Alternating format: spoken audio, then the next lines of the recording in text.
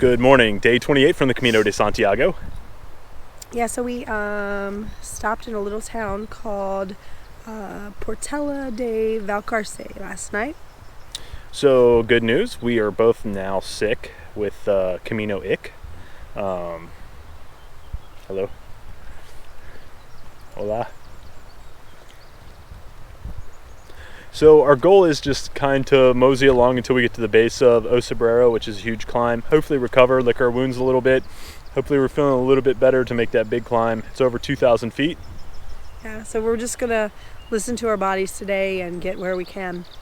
After we left the little town we stayed in last night, though, about a kilometer later, we ran into a little albergue called Albergue El Pescador.